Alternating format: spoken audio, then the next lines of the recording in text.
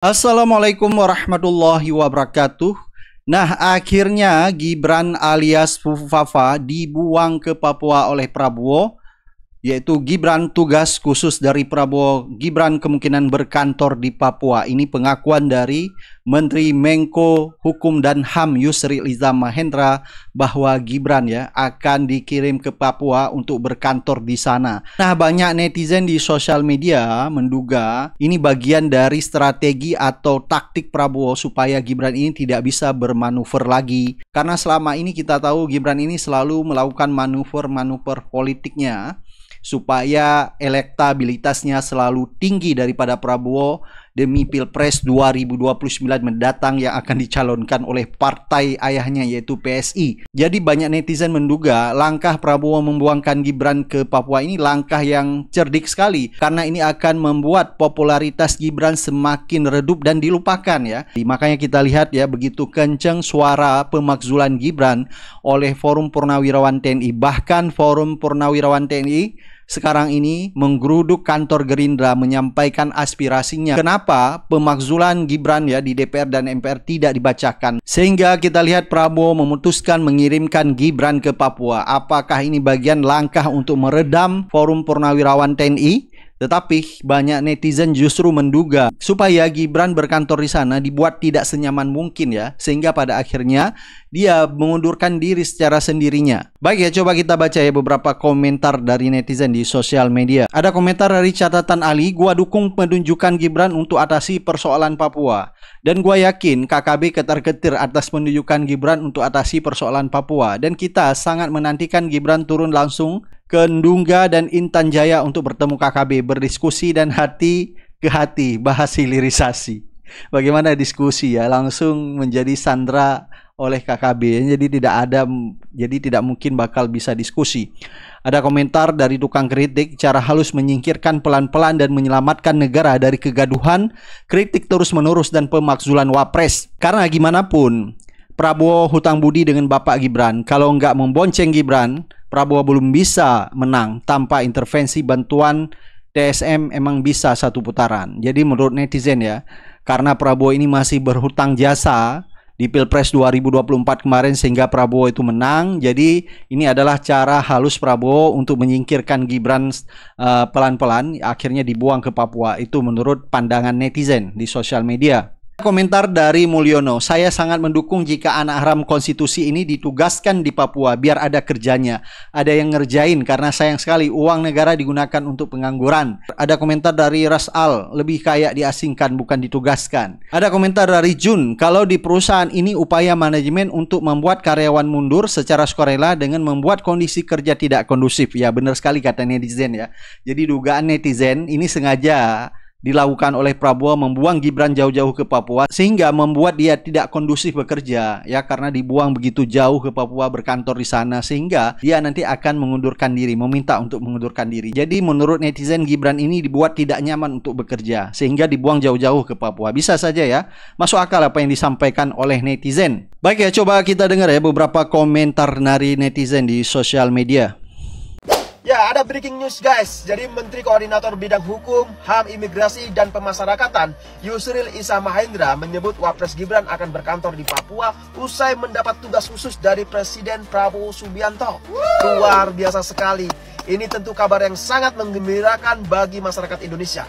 Jadi Gibran ini secara khusus mendapat penugasan menangani sejumlah persoalan di Papua, mulai dari soal pembangunan fisik hingga mengurus permasalahan hak asasi manusia atau HAM. Nah, tugas khusus ini rencananya akan tertuang dalam bentuk keputusan presiden atau Kepres yang ditandatangani langsung oleh Presiden Prabowo Subianto. Jadi saya ucapkan selamat buat Mas Wapres terbaik sepanjang masa. Jujur saya pribadi sangat setuju dengan rencana ini. Karena apa? Karena sebagai Wapres terbaik sepanjang masa, pasti Gibran mampu menyelesaikan berbagai macam persoalan di Papua. Nah, jadi gimana menurut kalian semua? Coba tulis pendapat di kolom komentar. Kalau Gibran dimakzulkan, kalian tim yang setuju atau tim yang tidak setuju? Kalau kalian setuju atau tidak setuju, tolong tulis di kolom komentar. Dan gue adalah tim yang setuju. Alasannya kenapa? Karena gue nggak mungkin dong mengabaikan usulan dari Purnawirawan TNI. Ada alasan di belakangnya, nggak mungkin tiba-tiba Purnawirawan pengen Gibran dimakzulkan. Belum lagi advokat perekat Indonesia juga mensomasi Gibran. Diberi waktu 7 hari agar segera mundur. Dan para buzzer akan mengatakan, kalian siapa? Kalian bukan rakyat. Kalian bukan rakyat yang memilih Gibran. Kamilah 58% yang memilih Gibran. Dan kalianlah yang tolol. Mohon maaf nih. Mungkin ada sebagian yang dari 58% itu memilih karena Prabowo-nya, bukan karena Gibran. Mungkin ada sekian persen yang memilih karena Gibran.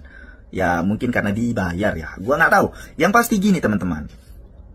Bapaknya, Pak Jokowi, nggak mungkin tinggal diam. Bahkan dia memberikan sinyal ancaman. Kalau Gibran dibiarkan oleh Prabowo dimakzulkan, maka Prabowo juga harus dimakzulkan. Karena Pak Jokowi bilang mereka itu satu paket. Mereka dipilih oleh rakyat satu paket. Nggak dipilih satu-satu. Tapi sayangnya ini dibantah langsung sama pasal 7A Undang-Undang Dasar 1945 yang mengatakan presiden dan atau wakil presiden dapat diberhentikan oleh MPR melalui usulan DPR jika melakukan tindak pidana, tindak tercela dan sebagainya. Intinya apa teman-teman? Intinya Pak Jokowi tidak bisa menafsirkan pasal ini secara utuh atau tidak bisa memahami. Mungkin kalian juga tahu Pak Jokowi ijazahnya asli atau palsu pun sampai sekarang kita nggak tahu. Kalau ijazahnya palsu, wajar Pak Jokowi membaca pasal tersebut seperti itu. Tapi jika ijazahnya asli, sangat disayangkan keilmuannya tidak bermanfaat ke otaknya atau nggak nyampe dalam membaca pasal ini. Walaupun sejarah mencatat teman-teman, Pak Soeharto mengundurkan diri, yang jadi adalah wakilnya. Nggak tiba-tiba juga mereka dua-duanya turun, enggak, cukup satu bisa. Dan sayangnya sampai saat ini gua nggak tahu ya bisa atau enggak Gibran ini dimakzulkan, karena untuk proses pemakzulan ini sulit, bahkan memang dibuat sedemikian sulit. Kecuali rakyat yang langsung memakzulkan. Artinya apa? Kalau rakyat turun ke jalan, dudukin itu gedung DPR, mau DPR itu kong kali kong sama geng Solo untuk mempertahankan Gibran, kita pasti menang. Karena sejarah udah jelas mencatat, bisa menduduki gedung DPR, gedung MPR, mereka yang kabur teman-teman. Rakyat yang akan menang. Kecuali itu terjadi. Itu adalah jalur singkat untuk memakzulkan pejabat kita. Kalau melalui undang-undang, melalui peraturan ini akan sangat amat sulit. Dan gue yakin Prabowo nggak mau ada kerusuhan di era dia. Sebisa mungkin pasti diredam. Tapi gue yakin juga ini adalah pertarungan antara Prabowo dan Jokowi, teman-teman. Kenapa gue bilang begitu? Kalau Prabowo ngurusin hal begini, otomatis citra Prabowo juga akan buruk, teman-teman. Tapi kalau Prabowo membiarkan ini, Jokowi juga pasti akan marah. Karena itu tadi, Jokowi punya kekuatan sendiri, Prabowo sekarang yang berkuasa. Dan dua ini juga punya kepentingan masing-masing pastinya. Apalagi setelah kemarin terlihat Bu Megawati begitu mesra dengan Bapak Prabowo, sedangkan anak ingusan ini ya terlihat biasa-biasa aja gitu. Dan setiap kunjungan ke luar negeri, gue belum pernah lihat Gibran diskusi atau berbicara di forum internasional atas perintah Prabowo. Belum pernah lihat. Kalau ada boleh kasih videonya. Terus yang kedua, kayak Prabowo ini yang mengabaikan bocah ini gitu. Ya udahlah, dia mau pencitraan di dalam negeri, biarin aja, mau bagi-bagi susu, mau bagi-bagi sisir, mau bagi-bagi make up, mau bagi apapun itu, mau dia lagi nyangkul, lagi bertani, terserah. Kayak Prabowo, ya udahlah biarin aja, emang gaya dia kayak bapaknya sama pencitraan di dalam negeri. Karena kalau di luar negeri dia yang bakal dibikin malu sama kancah internasional, dan Prabowo mungkin nggak mau pasang muka malu di luar negeri. Ya udahlah, nggak apa-apa, di dalam negeri udah kelihatan seperti itu. Dan kenapa gue setuju Gibran dimakzulkan? Yang pertama ya tepat alasannya karena dia pernah membuat tindakan tercela melalui akun Fufu Fafa yang dia miliki dulu. Walaupun sampai sekarang terus berusaha ditutupi bahwa akun itu bukan milik Gibran oleh para buzzer, pendukung dan semua orang yang pro dengan Gibran. Yang kedua, cacat konstitusi karena dia melalui proses yang tidak wajar atau karbitan. Jadi belum waktunya, udah dipaksakan dengan mengubah aturan di MK. Dan ini merusak sebuah demokrasi gitu. Merusak harapan generasi muda yang mereka berpikir bahwa anak muda bisa menjadi pemimpin. Justru ini dalam merusak, teman-teman. Karena apa? Karena belum waktunya, udah pengen di sana. Gimana kalau ada orang yang macam kayak Jokowi abis-abisan buat anaknya kayak begini di masa depan? Ada yang kekuatannya mungkin lebih dari Jokowi nanti. Anaknya, keluarganya, adanya kalau bisa masuk ke pemerintahan semua. Terus yang ketiga, selain dia belum cukup umur, selain dia belum waktunya, dia juga belum mempunyai kapasitas yang cukup dari segi wawasan, keilmuan tentang politik, tentang kepemimpinan, tentang kenegaraan ini. Kalau bukan karena penasehat-penasehat yang membisikkan dia, gue yakin otak dia nih, ini, kalau diadu sama, dia kan lulusan Singapura, diadu sama peserta COC deh, Clash of Champion itu, gue yakin dalam menyelesaikan suatu masalah, kayaknya dia bakal kalah telak. Makanya gue bilang dari segi kapasitas nggak cukup, dari segi umur nggak cukup, tidak mencontohkan generasi muda yang benar. Bahkan dengan perbuatan tercelaknya. Jadi sangat wajar Gibran ini dimakzulkan. Tapi terserah buat kalian para buzzer pendukung Gibran, gue nggak peduli. Tulis aja di kolom komentar kalau mau maki-maki gue. Terima kasih. Akan terbuka 19 juta lapangan pekerjaan untuk akan terbuka 19 lapangan pekerjaan untuk orang yang menjilat saya, untuk orang yang memuja-muja saya, untuk yang akan memilih bapak saya, untuk yang akan memilih siapa yang saya tunjuk, untuk kerabat-kerabat saya, untuk betungki ijo, untuk betungki dalam kubur.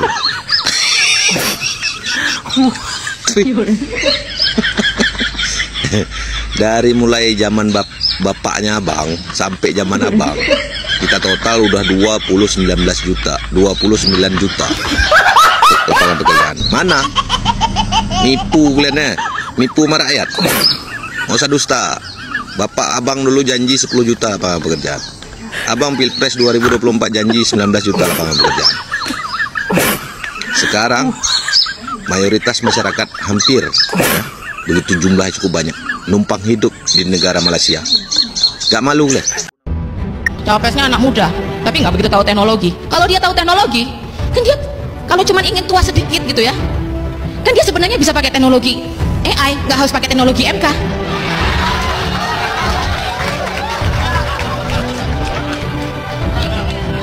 Kalian itu paham nggak sih betapa susahnya? Aku tuh ya nyari kerjaan, beneran loh susah banget. Sekarang kan kita bisa lihat di sosmed itu, di TV, tiap hari orang ngantri untuk nyari kerjaan. Saking susahnya, anak-anak presiden itu sampai dicariin kerjaan sama bapak-bapaknya. Woi, Gibran, kamu itu bisa kerja nggak jadi wapres? Wapres kok goblok tolol. Ya, kenapa kamu kunjungan kerja di Banyuwangi sampai merepotkan negara? Kunjungan kerja di Banyuwangi kok sampai melibatkan 4.000 personil gabungan, sampai mereka harus gelar perkara. Bukankah kamu sudah didampingi pengamanan tingkat 1? Sudah dilindungi oleh Pas Pampres? Ya, kok sampai-sampai kamu harus mengerahkan 4.000 personil gabungan untuk mengamankan kunjungan kerjamu di Banyuwangi? Kenapa? Apa kamu merasa nggak aman di Banyuwangi?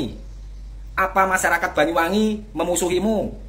Ya, atau kamu mau unjuk kekuatan, show of power, bahwa kamu melebihi presiden? Ya, Presiden Prabowo saja kunjungan kerja nggak heboh-heboh amat kayak kamu. Ya, jadi perlu diketahui oleh semua saudaraku seluruh rakyat Indonesia bahwa Gibran ini kalau saya nilai dan mungkin orang-orang lain juga menilai ini kinerjanya aneh. Ya, saat kunjungan kerja ke Banyuwangi, dia harus mempersiapkan pengamanan sampai tingkat bawah, yaitu melibatkan personil gabungan sampai 4.000 TNI Polri. Kayak mau menghadapi apa aja. Kalau kita kupas satu persatu, ya kinerja Gibran ini nggak ada gitu. Maksudnya nggak ada itu, nggak ada kinerjanya yang memperlancar kinerja Prabowo sebagai presiden atau membantu Prabowo. Contohnya, misalnya dia turun mengawasi ke semua dapur-dapur umum program makan bergizi gratis agar tidak terjadi keracunan massal ya. 17 peristiwa keracunan massal makan bergizi gratis dan korbannya adalah anak-anak sekolah. Kemudian dia bisa turun ke desa-desa mewakili presiden, ya, mempertanyakan, memverifikasi, mengajari, mengarahkan tentang pembentukan koperasi desa merah putih. Ya, itu program Pak Prabowo untuk penguatan ekonomi desa. Nah, itu dulu. Lalu kamu laporkan kepada presiden sebagai atasanmu. Apakah ada masalah atau ada hambatan, kurang apa dan lain-lain. Itu baru itu namanya kerja wakilnya presiden. Ya, membantu presiden dan memberikan laporan kepada presiden. Ya, bukannya bikin program sendiri. Contohnya, bagi-bagi susu, bagi-bagi bansos, ya, kunjungan ke proyek-proyek.